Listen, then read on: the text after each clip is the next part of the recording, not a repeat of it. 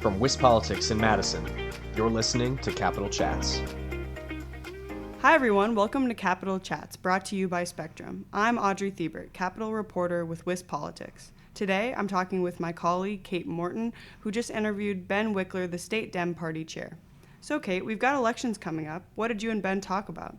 Yeah, that's right, Audrey. We talked a little bit about the upcoming presidential election with likely Dem nominee Vice President Kamala Harris, and we also talked a little bit about some of the upcoming legislative races, which will be interesting considering we have new legislative maps. Great, so let's get into the interview. All right, Ben, well, thanks for coming on the podcast and joining me. Thanks so much for having me, Kate. Yeah, I think to get us started off, we can just talk a little bit about some of the legislative races. You know, we've got new maps going on. So I wanted to ask about how you see the Harris versus Trump race kind of impacting that. How many Assembly and Senate seats did you expect Dems to win while Biden was still the nominee? And how many do you expect to win now that Harris is the nominee? So in the state Senate, we are aiming to flip net 4 seats. So that would take us from 11 out of the 33 to 15 out of the 33. That is still our plan and our goal. And that when we do that, it breaks the Republican supermajority in the state Senate and moves us closer to ultimately the goal of flipping the majority in 2026. In the state Assembly, right now, Democrats have 35 out of 99 seats, which is a preposterous result of the gerrymandering that Republicans put in place in 2011. Now we have fair maps. And so the goal is to shoot and overshoot for a majority, which means flipping at least 15. I would love 16, 17 seats. And I think there's a realistic path to doing that. When you look at the contested races in closely divided districts across the state, Democrats have energy. They're knocking on doors. They are out fundraising their Republican opponents. They're part of a coordinated campaign to win up and down the ballot. And so you can really feel the kind of surround sound effect of having Democrats at every level fighting for freedom, fighting for opportunity for everyone, for things that most Wisconsinites want, against Republicans who in many cases have track records of voting against the women's freedom to access reproductive health care, voting against public schools, voting against things that Wisconsinites really don't want to see people vote against. So I think we have a huge opportunity as Democrats. And there's a new level of enthusiasm from volunteers, from voters at the door, for Democrats at every level since the change in nominee a couple, I guess, 9 days ago now. Feels like a lifetime ago. Yeah, it definitely does. So I wanted to talk a little bit too about some of the campaign finance that's been going on lately. The party gave about 1.7 million each to the SSDC and the ADCC in the most recent reporting period. Do you expect that to be the full investment in the caucuses for this cycle, or will the party be making more transfers down the road?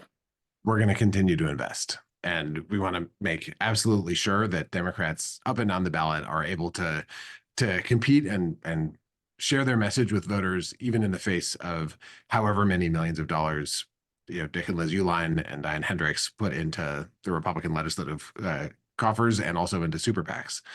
We saw in 2022 what it looked like when they dumped a boatload of money into a super PAC in the U.S. Senate race, and we're gonna fight and make sure that there's no time period in this state when we get out communicated about the other side. Yeah, so how do you see the state party working to fund legislative races, and especially in those key target areas? Do you think there will be collaboration with the SSDC and the ADCC on that? The Democratic Party of Wisconsin, Diane Hasselbein and her team at the SSDC, Greta Neubauer and her team at the ADCC, we're working very closely together and closely with the candidates themselves who know their districts better than anybody. And they're, of course, talking to voters every day in their own communities. So all of us are going to work very closely all the way through to ensure that that voters know what the choice is this November between a kind of mega dystopian vision of public schools getting defunded and public services being ripped back and abortion being banned, and Democrats and what they stand for, which is fundamentally freedom and opportunity for everyone, and for public services that keep people safe and ensure that kids can go to school, be safe at their schools, learn at their schools, and then graduate to be able to have great jobs, support their families, join a union if they want, and then retire with dignity. Yeah, we also hear a lot of talk about the idea of this blue wall with Wisconsin, Michigan, Pennsylvania. Do you think that Kamala Harris is a stronger candidate in states like Arizona and Georgia than in those Midwest states? And sorry, plus Pennsylvania. There's lots of states in this country. Wisconsin was the first state to elect a Black woman to statewide executive office. It's a state that for the last 6 presidential elections here came down to less than 1 percentage point. The other 2 were Barack Obama landslides. And we've elected Tammy Baldwin in landslides in 2012 and 2018, and she's running a mighty campaign right now. This is also a state that likes people who fight for regular folks and against special interests, and who really care about and fight for everybody. And that's exactly who Kamala Harris is. This is someone who's won billions of dollars from big banks on Wall Street, somebody who has faced down the big drug companies as vice president and helped bring down the cost of insulin for $35 a month. That's the kind of person who wins races in Wisconsin. And I think we can already see that fighter on the stump. We can see the electric response that she gets when she shows up in our state, most recently in that amazing rally in West Allis. And that is the candidate who I think is going to not only carry Wisconsin and the blue wall states this November, but also help support down ballot victories for Democrats. Yeah, so President Joe Biden talked a lot about this idea of being the most pro-union president while he was running. How do you see Harris appealing to blue-collar voters in Wisconsin, which she doesn't have quite as much of a track record with organized labor? Vice President Harris is part of the Biden-Harris administration that has built the most solid pro-union, pro-labor track record of any presidency in modern history. And Vice President Harris is absolutely clear that she will sign the Protecting the Right to Organize Act, the PRO Act, when she's president. And that is the law that would wipe out right to work laws, so-called, and all the things that have been done to try to smash unions and clamp down on workers' rights to organize. That's exactly what folks who are in unions and folks who support unions, which is the vast majority of Americans at this point, want to see. It is a broadly held, almost consensus view in this country that if you want to join union and be represented by a union negotiating for better wages and working conditions, that you should have that freedom. And it's really a minority, a very well-financed minority that has been trying to smash voting rights, including in the Trump administration when they appointed anti-union appointees to the National Labor Relations Board. So I think we're going to see a tremendous outpouring of union support for Vice President Harris. And I think that's going to be one of the keys to victory. Yeah, so last week you had mentioned that about 89 of the 95 Wisconsin delegates for the DNC had said they would be backing Harris at the convention. Have you seen any change in that number since then? Where are we at now? We're at this point, more than 95% of our delegates, several more have officially cast their support. And I have every confidence that when we get to the final vote, we'll have a unanimous delegation. Different people are on their own timelines and are looking at the whole situation. It's a lot of new stuff, but there's overwhelming support here already. And that's why Vice President Harris, who in a sense has been doing the work that would have happened during a primary, she's been doing it as vice president, traveling across the state and across the country, meeting with folks, giving just really powerhouse speeches and media appearances, laying out her vision and the values that she fights for. All of that's been happening now for years. She's visited our state every year for vice presidency. She's been here multiple times this year, starting with the Fight for Reproductive Freedom tour in January. And as a result of that, when President Biden, in a really courageous and selfless act of putting country over self, withdrew as the nominee and then endorsed Vice President Harris, so many people, including me personally, were thrilled to have the chance to pledge our support to Vice President Harris as our nominee. So I have every confidence she will win overwhelming support and will be a unified party as we go forward. Of the delegates you have spoken to who haven't backed Harris, what have some of their reasons for not backing her yet been?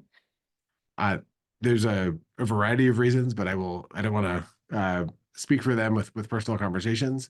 The core thing is they have an absolute clarity that they support Vice President Harris over Donald Trump.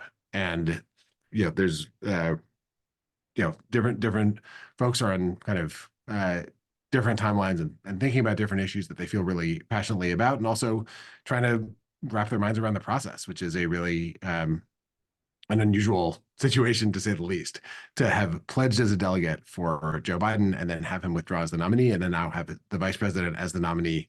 It's just different from what folks, I think, came in expecting. So that's where we are. And I also know across the party, people are so ready to pour their hearts and their souls and their work into ensuring that that we win the election this November. And that's the critical thing: is, do you have a candidate not only do people support, but are people willing to do and ready to do and enthusiastic about doing the work to elect? And that's what we have. Yeah, so another thing that's maybe a little bit different this cycle is, on the Republican side, they're more openly embracing things like early voting. I wonder, how does that impact your strategy going into this election? I think as Democrats, even though you can see the electric response at Vice President Harris's events, we also have to remember that the Republican Party will stop at nothing to try to win this election. That's why the Republican National Convention was in Milwaukee. And I think the GOP has wised up and realized that, far from the conspiracy theories, it's actually helpful to make it easier for people to vote. And now they're trying to do that for some of their own voters. So for Democrats, I think no one should take anything for granted this cycle. We have to expect the GOP to learn from its past mistakes and to do more to try to mobilize voters. And Democrats have to work even harder and to think through even more carefully how to make sure that every Democratic voter, every maybe non-Democrat, independent, Republican voter who wants to vote for Vice President Harris, and Tammy Baldwin and state legislative Democrats and House candidates, that they all know where and when to vote, how to vote, what information to bring. They can same-day register. We're going to be really organizing on an individual level to make sure that everyone has the information they need and the plan that gets them through the process to cast their legal vote. And we have to expect Republican turnout to go up even more than it has before. That's just life in Wisconsin, the nail-biter state, and we're going to redouble our efforts. Yeah, I'm trying to think if there's anything else we should touch on. Is there anything else that you would want to add before we wrap this up? I am struck when we're knocking on doors across the state. We can see some evidence of Republican activity, but there's a lot of kind of dog that didn't bark energy out there, where we're not actually seeing the kind of intensity from the Trump operation that we saw in 2020 with their 2 million door knocks that they loudly proclaimed, or even in 2016. And so while we expect and anticipate that they're really going to be on the field, right now they are maybe doing this in a more quiet way than we normally see. So I think for Democrats, this is a moment of high alert, and we're also deeply conscious that the air wars and the mailers and every other form of communication are going to really define what this race is about, and we are both feet on the gas. Yeah, there's been a lot of initial enthusiasm around Vice President Harris's campaign. How do you see keeping up that momentum as we move into November? So we are here 8 days after Vice President Harris got the presumptive Democratic nomination. Then she's going to choose a vice president. There'll be the virtual roll call vote through the DNC. Then there's the official Democratic convention. We'll be shot like a rocket out of that. And then we'll see whether Donald Trump, in fact, is too chicken to actually debate Vice President Harris. But that's certainly what he's looking at like right now. I think there'll be lots of twists and turns, and each one of them will give us a fresh bolt of energy in this race. Great. Well, thank you so much, Ben, for joining us on the podcast. Thanks for having me on, Kate. Thanks, Kate. And if listeners want to hear more about the presidential and legislative races, they can go to our website at wispolitics.com. But for now, I'm Audrey Thiebert. I'm Kate Morton. And thanks for listening to WisPolitics Capital Chats, brought to you by Spectrum.